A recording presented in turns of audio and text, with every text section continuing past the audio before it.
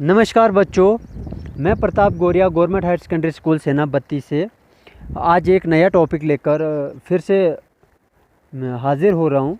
आज हम 11th class education का जो नेक्स्ट टॉपिक हमारा रिलीजियस इंस्टीट्यूशन है वो पढ़ने जा रहे हैं। पिछली वीडियो में हमने पढ़ा था school as a formal agency of education, school के कुछ फंक्शंस पढ़े थे। तो आज का हमारा जो नेक्स्ट टॉपिक है वो रिलीजियस इंस्टीट्यूशन है।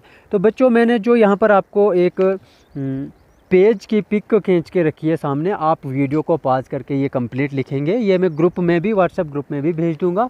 आप यहाँ से भी लिख सकते हैं या अपने पास स्पेशल नोट्स है वहाँ से भी लिख सकते हैं। तो मैं कंसेप्ट क्लियर करवा दूँ। रिलीजियस इंस्टीट्यूशन आपके सिलेबस में रखा है। इसके रखने का यही मतलब है कि पुराने ज़माने में ख़ास स्कूल्स नहीं थे, सिर्फ मजहबी इदारे थे। मदरसाज आपने नाम सुना होगा, मकतब आपने नाम सुना होगा, मस्जिद का नाम तो निश्चित ही सुना होगा, मंदिर का नाम तो सुना होगा। इन जगहों पे तालीम दी जाती थी।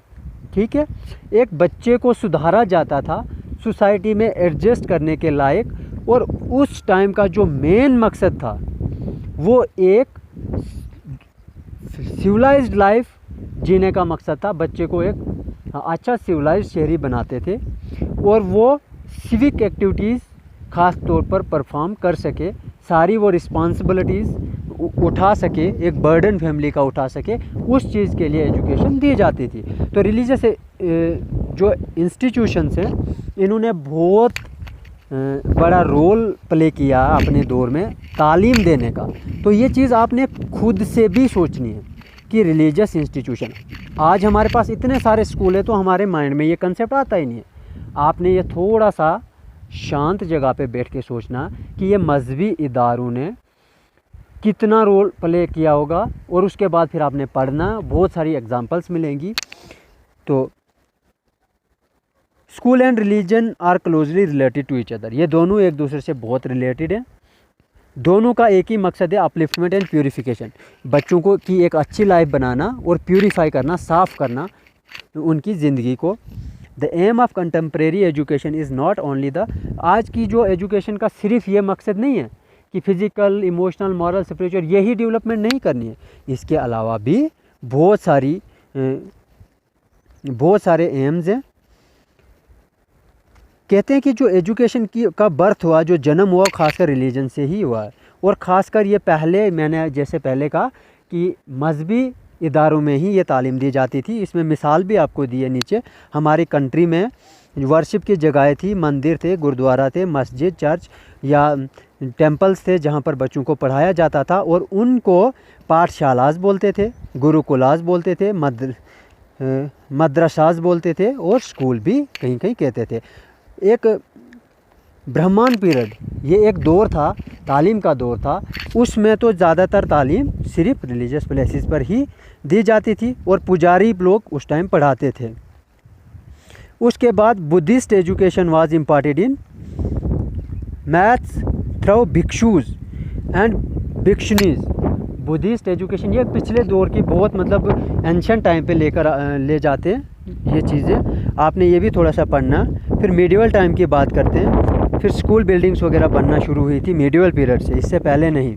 ठीक है, और एक सेक्रेड ड्यूटी मानी जाती थी एजुकेशन, एक पवित्र या पाक चीज़ मानी जाती थी जो रिलीजियस इंस्टीट्यूशन में ही दी जाती थी। ठीक है, इसको थोड़ा सा और नीचे पढ़ दोगे।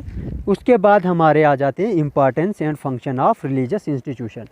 इनकी क्या इंपॉर्टेंस थी या इनके काम क्या थे? मॉरल एंड कैरेक्टर डेवलपमेंट, ये मैक्सिमम आपको जो भी एजेंसीज हम पढ़ रहे हैं ना, ये हर एक का यही मकसद था।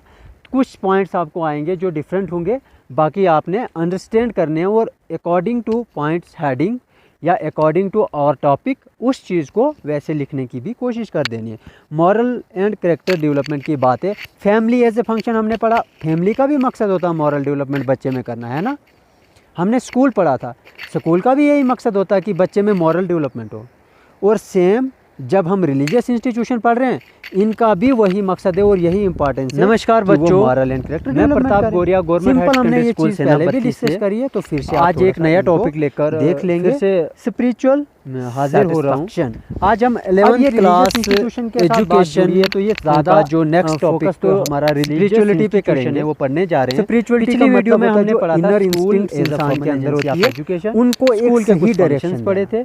तो आज का हमारा जो नेक्स्ट टॉपिक है वो रिलीजियस इंस्टीट्यूशन है। जो चीज़ तो बच्चों मैंने जो यहाँ पर आपको एक सोसाइटी में पेज की पिक खींच के रखी है सामने, आप वीडियो को पॉज करके ये कंप्लीट लिख लीजिए। ये मैं ग्रुप में भी व्हाट्सएप ग्रुप में भी भेज दूंगा, आप यहाँ से भी लिख सकते हैं। स्पिरिचुअली सैटिस्फाई होना चाहिए, वहाँ से भी लिख सकते हैं। तो मैं कंसेप्ट क्लियर करवा दूँ, रिलीजियस इंस्टीट्यूशन से आपके सिलेबस बन सकती है, क्रिएट भी इसके रखने का यही मतलब है कि पुराने ज़माने में खास स्पिरिचुअल नहीं थे, मैन ऑब्टेन सिर्फ मजहबी इदारे थे, रिलीजन। और ये मदरसा आपने नाम सुना होगा, ड्यूरिंग द टाइम ऑफ मकतब आपने नाम चीज़ को भी आप थोड़ा सा मस्जिद का नाम तो निश्चित ही सुना होगा, मंदिर का नाम आपके जो इन जगहों पे रिलीजियस तालीम दी जाती, इंपॉर्टेंस है या उसके फंक्शन थे। एक बच्चे को सुधारा जाता था सोसाइटी में एडजस्ट करने के लायक, और उस टाइम का जो मेन मकसद था वो एक नहीं, इसमें सिविलाइज्ड लाइफ जीने का मकसद यही दो चीज़ें पढ़ेंगे, इनफॉर्मल अच्छा और बाकी पॉइंट्स, दो पॉइंट्स आपने अभी कंप्लीट करने हैं। सिविक एक्टिविटी हो जाता है, आपको खास तौर पर परफॉर्म कर सके, आपको सारी वो रिस्पॉन्सिबिलिटी